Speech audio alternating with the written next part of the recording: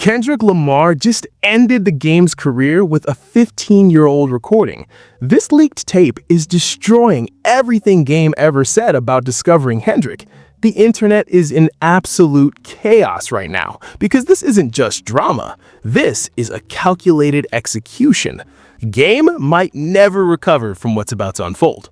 Everyone thought they knew the story about Kendrick in the game. Game's been telling the world for over a decade that he discovered Kendrick first, that he wanted to sign him before anybody else saw the vision. He's repeated this story in interviews, on podcasts, in documentaries, painting himself as the mentor who almost was. That was the version everyone believed. But now, a 6-minute audio confession from Kendrick's vault just surfaced, and it's got the entire narrative twisting. This isn't just a diss track. This is time-stamped evidence, and Game's whole legacy is crumbling in real time as we speak right now. Let me break down exactly what's in this recording because it's devastating. The track is called "The Realest Niggas Alive," and it's not just music, it's a forensic diary entry. Kendrick walks through every single moment Game failed him, lied about him, and then tried to rewrite history. Here's where it starts. Kendrick reveals that as a 12th grader, he handed his mixtape to someone claiming to be close with the Game. The promise?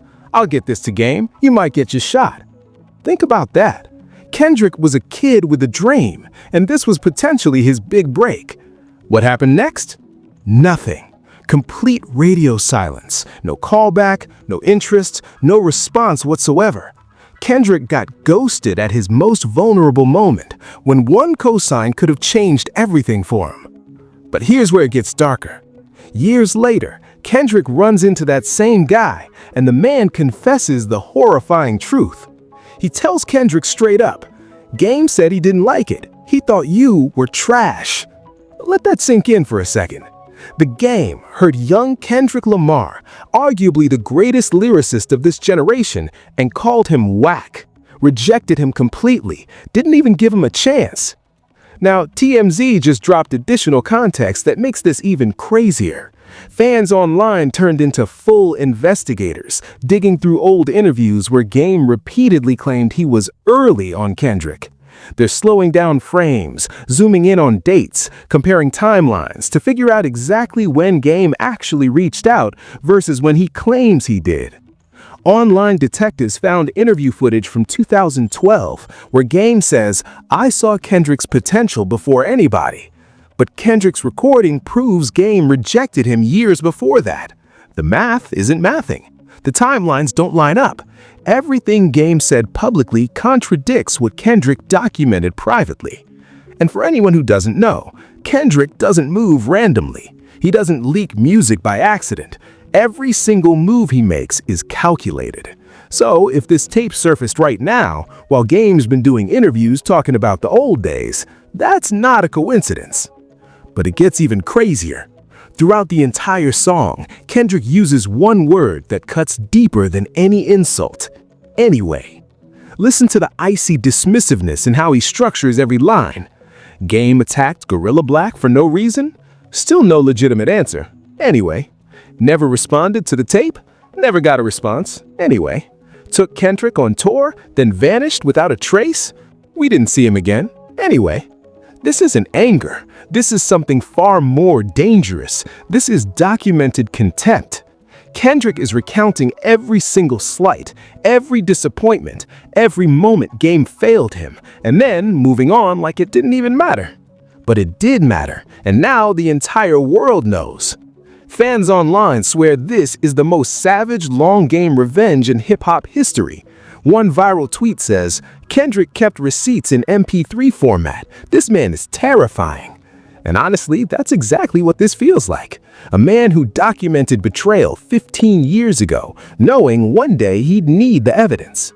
In the leaked clip, you can clearly hear the emotion in Kendrick's voice when he talks about handing over that tape. The hope, the disappointment, the rejection. And for anyone paying attention, this explains so much about why Kendrick moves the way he does now, why he's so calculated, why he doesn't trust easily. Online detectives took this to a whole new level, digging into every detail, like they're on some CSI mission.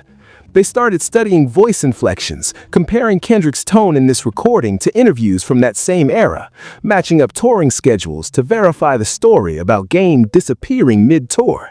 And folks online swear every single detail checks out. The timeline is perfect. The receipts are ironclad. This is the kind of evidence that ends careers. Now, let's get into the motive, because this is where everything starts clicking into place. Game's been dealing with serious credibility issues for a while now. His relevance didn't last the way he thought it would. Think about it. This dude went from being one of the biggest names on the West Coast, selling millions of records, standing next to Dr. Dre and 50 Cent, to desperately clinging to old stories about almost signing Kendrick Lamar. That kind of fall-off hits different. Back in his peak, people say Game was pulling in millions, but now he reportedly struggles to book major venues, his album releases barely make noise, and his interviews get more views when he talks about other rappers than when he talks about his own music. That's a brutal reality to face. Meanwhile, Kendrick is out here winning Pulitzer Prizes, multiple Grammys, headlining Super Bowls, universally respected as the greatest rapper alive by most critics and fans. Kendrick is everything Game wanted to be but never became. That can spark some real envy fast. Put all that together and it looks like the perfect recipe for desperation. Game needed to attach himself to Kendrick's legacy somehow, and the easiest way was to claim he discovered him first. If people believed that story, Game could ride Kendrick's success forever, positioning himself as the visionary who saw greatness before anyone else. But Kendrick just shattered that entire narrative. And it gets worse for Game. This isn't the first time someone's called out his lies. Back in 2020, 2Ts from Top Dog Entertainment publicly said Game was capping about the Kendrick discovery story, but nobody had proof back then. It was just he said, she said. Now, Kendrick provided the smoking gun, the time-stamped confession, the audio evidence that can't be disputed. Let's keep it real. Everything is speculation until you hear it straight from the source, but the way Kendrick structured this recording feels intentional. He's not ranting, he's not emotional, he's documenting. Every line is a fact, every detail is verifiable. That's the scariest part. Game built his entire post-prime career on being the guy who almost shaped Kendrick's destiny. He told that story so many times that it became part of West Coast hip-hop folklore. Fans repeated it, journalists referenced it. It became accepted truth. Until Kendrick said, nah, here's what actually happened. And the internet is erupting. Reddit threads on r/hip-hop heads are building criminal timelines right now, showing the massive gap between when Game allegedly discovered Kendrick and when he actually reached out.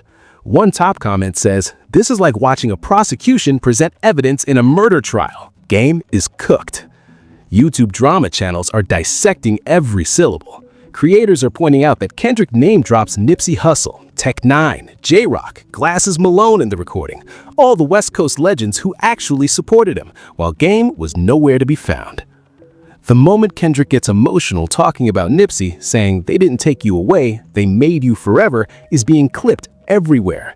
Fans are sobbing over the raw vulnerability. That's not a diss, that's love. That's Kendrick honoring the people who were really there for him. And Game? He's not on that list. TikTok has turned this into a full conspiracy. Gen Z is connecting this to the Drake massacre, pointing out that Kendrick has been called King of the Coast since day one. This isn't new behavior. He's always been this ruthless, this competitive, this calculated. One viral TikTok asks, why does every rapper who underestimates Kendrick end up destroyed? And honestly, that's the question nobody can answer. Kendrick doesn't argue, he doesn't fight publicly, he just waits, and then the receipts arrive. Game thought he was safe telling his version of history, but Kendrick Lamar doesn't forget. He documents, he archives, and when the time is right, he executes. This is 15-year revenge played out in real time, and Game has been dead silent since this dropped. That silence is loud. That silence is suspicious. Is he lawyering up? Is he hiding? Or does he know there's no defense for a lie this big? But here's the part that really hits different from me personally. This isn't just about two rappers beefing. This is about a young kid with a dream getting rejected at the most vulnerable moment of his life. Kendrick was a 12th grader, a teenager. He handed over his mixtape with hope, believing this could be his shot. And Game crushed that hope without a second thought. The leaked recording captures something most diss tracks never do: genuine hurt. You can hear it in Kendrick's voice when he describes waiting for that callback that never came, the confusion, the disappointment. That moment shaped him. That's somebody's son, somebody's little brother, a kid from Compton trying to make it out through music, and the one person who could have helped him said, "Nah, you're trash." Think about how that rejection could have ended Kendrick's career before it even started. What if he gave up after that? What if he believed Game's assessment and quit music altogether? We would have lost the greatest lyricist of this generation because of one man's bad judgment. That's messed up on a level that goes beyond hip-hop beef. And the way Kendrick talks about the other artists who did support him makes the contrast even sharper. When he mentions Nipsey, Tech Nine, J-Rock, there's gratitude in his voice. There's love. These were the people who saw his talent when Game couldn't. Fans online are connecting with that emotional truth. One comment that went viral says, "This is every kid who got told they weren't good enough."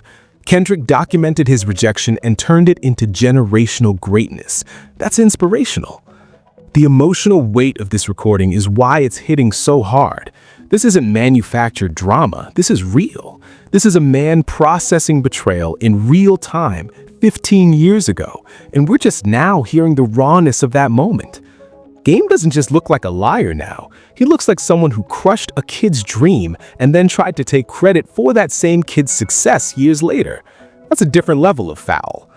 And honestly, the fact that Kendrick held on to this recording for over a decade without releasing it shows incredible restraint. He could have destroyed Game at any point, but he waited. He let Game keep telling his lie, and only now, when the lie got too big to ignore, did Kendrick drop the hammer. That's not revenge. That's justice. That's setting the record straight after years of watching someone profit off a false narrative. The internet is calling this the most emotionally devastating expose in hip-hop because it's not just facts, it's feelings. And those feelings are what make this story so powerful, so relatable, so impossible to ignore. Now let's dive even deeper into the evidence because there are layers to this that people are still uncovering. Punch from TDE immediately co-signed this leak on Twitter. That's massive. Top Dog Entertainment doesn't move randomly. They don't co-sign leaks unless there's a strategic reason. This feels like a coordinated detonation designed to obliterate Game's credibility once and for all.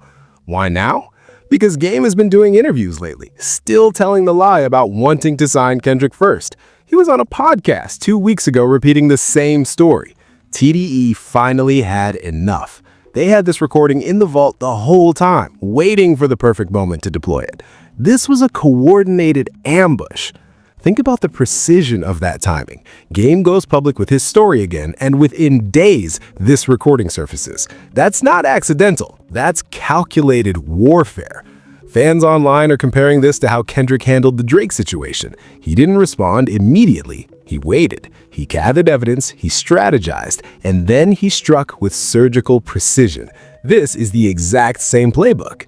Online investigators found something else that's blowing minds right now. In the recording, Kendrick mentions almost getting into major beef involving Game, Bishop Lamar, and Lil Wayne. The internet is hunting for that story now. What happened there? Was it related to the Spider Lock situation? The 400 bars drama? That's a loaded gun just waiting to go off. People are slowing down the audio, transcribing every word, cross-referencing it with old interviews and timelines. Hip-hop detectives on Reddit built a spreadsheet tracking every claim Game made about Kendrick versus what Kendrick says in this recording. And guess what? Nothing Game said holds up under scrutiny. One investigator posted, "I compared 14 different interviews where Game talks about Kendrick. The story changes every time. The dates don't match, the details shift, but Kendrick's version? Consistent, detailed, specific. That's how you know who's telling the truth." TMZ dug up old footage of Game from a 2011 interview where he says, "I don't really know Kendrick like that." But then in 2013, after Kendrick blew up, Game saying, "I always knew that kid was special." The contradiction is glaring. And it gets even crazier when you look at the touring story Kendrick mentions. He says Game took him on tour, then vanished mid-run without explanation. Fans found the actual tour dates from that era.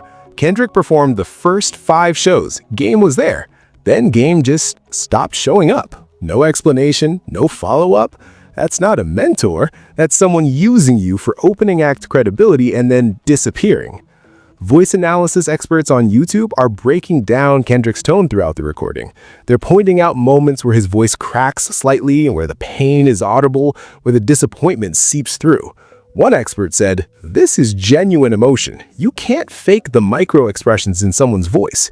Kendrick is reliving trauma here." Another smoking gun people found, Game posted on social media in 2014 claiming he put Kendrick on his first tour, but Kendrick's recording says Game disappeared mid-tour and they never saw him again. So which version is true? The internet is dissecting this contradiction frame by frame. Fans are also noticing that Kendrick doesn't just attack Game in this recording. He contextualizes. He explains the whole situation. He names other people involved. He provides dates. This isn't a rant, this is a testimony. And the way Kendrick structures his evidence is genius. He doesn't lead with anger, he leads with facts. This happened, then this happened, then this happened. No emotion, just documentation. That makes it impossible to dispute. One of the most chilling lines in the recording is when Kendrick says, "Game, you a goddamn liar, brother." He doesn't yell it, he doesn't spit it with venom, he just states it like a fact, like something so obvious it doesn't even need emphasis. That line is trending worldwide right now. "Game, you a goddamn liar, brother," is on every social media platform. It's becoming a meme. It's becoming shorthand for calling out anyone who rewrites history. The evidence doesn't just prove Game lied. It proved he lied repeatedly in interviews, in documentaries, on podcasts for over a decade. That's not a mistake. That's a pattern. That's a conscious choice to build a false legacy. And now that legacy is crumbling in real time because Kendrick Lamar doesn't forget. He archives, he documents, and when you lie about him long enough, he drops the receipts. Meanwhile, fans online been working like full-blown investigators on side stories connected to this drama that make the whole situation even wilder. Remember when Game had beef with Meek Mill a few years back? People are revisiting that situation now, and the parallels are insane. Game accused Meek of being fake, of lying about his past, of rewriting history. And now, Game's getting hit with the exact same accusations from Kendrick. One fan posted, "Game really called out Meeks for lying while he was lying about discovering Kendrick the whole time." The irony is off the charts. Let's keep it real. This whole situation is exposing a pattern. Game has a history of attaching himself to other people's success stories. He did it with 50 Cent, he did it with Dr. Dre, he did it with Eminem, and now we're finding out he tried to do it with Kendrick. But Kendrick said no, not this time, not anymore. People are also digging up old interviews where other West Coast artists subtly threw shade at Game's claims. Schoolboy Q once said in an interview, "Game wasn't around when Kendrick was grinding." Nobody paid attention at the time, but now that comment hits completely different. Ab-Soul posted a cryptic tweet years ago that just said, "Revisionist history is dangerous." Fans assumed it was about politics, but what if it was about Game? What if TDE has been watching Game lie for years, just waiting for the right moment to expose him? Another side story that's resurfacing, Game's relationship with Dr. Dre. Game always claimed Dre mentored him, but Dre has been noticeably silent about Game for years. No cosigns, no features, no public support. Fans are now wondering, did Dre distance himself because he knew Game had a credibility problem? There's also the Spiderlock situation that Kendrick hints at in the recording. For anyone who doesn't know, Spiderlock was signed to G-Unit, and there was major beef between G-Unit and Game's crew. Kendrick mentions almost getting into major beef connected to Game and Lil Wayne. The internet is scrambling to piece together what happened there. One theory going viral on TikTok, Game tried to use Kendrick as a pawn in his beef with other rappers, and Kendrick realized early on that Game wasn't trustworthy. That's why Kendrick kept his distance. That's why he documented everything. He saw the pattern before it fully revealed itself. Fans are also revisiting Game's documentary, The Game Documentary, where he briefly mentions West Coast up-and-comers. Kendrick's name is never mentioned, not once. If Game really believed in Kendrick early on, why didn't he include him in his documentary about the West Coast scene? Another lie exposed. And here's something that's blowing minds. Kendrick's album Section 80 dropped in 2011. That's when Kendrick started gaining serious traction. Game's first public mention of Kendrick? 2012. After Kendrick was already buzzing, after blogs were calling him the next big thing, after the underground scene was already crowning him. Game wasn't early, he was late, and then he lied about being early. One fan summed it up perfectly. Game was early the same way someone shows up to a sold-out concert and says, "I knew this would be packed." He ain't predict nothing. He just showed up when it was already obvious. The more people dig, the worse it gets for Game. Every side story, every old interview, every revisited moment confirms what Kendrick said. Game's entire narrative is built on lies, and now those lies are collapsing under the weight of documented evidence. This isn't just one recording destroying Game's reputation. This is years of receipts, side stories, and corroborating details all coming together at once. This is a full collapse happening in real time, and Game has been silent through all of it. That silence is the loudest confession of all. And this story is still unfolding, with way bigger implications than just one beef between two rappers. What we're seeing here is how legacy gets built in hip-hop, and more importantly, how it gets destroyed. Game spent over a decade carefully crafting a narrative about being a West Coast visionary. He positioned himself as the guy who saw Kendrick's greatness before anyone else. That story became part of his identity, part of his brand, part of how he stayed relevant after his music stopped charting. And Kendrick just annihilated all of that with one recording. The bigger conversation here is about accountability in hip-hop. For too long, artists have been able to rewrite their own histories without pushback. They tell stories that sound good, that make them look important, and fans just accept it as truth because there's no evidence to contradict it. Until now.